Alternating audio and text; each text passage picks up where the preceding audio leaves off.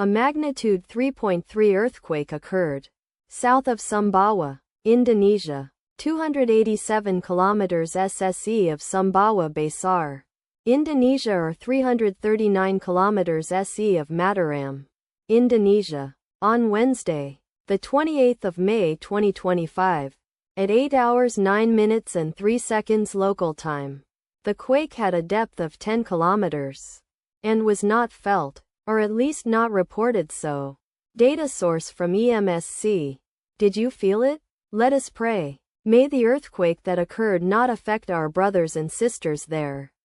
May the earthquake not happen again. And may God protect everyone.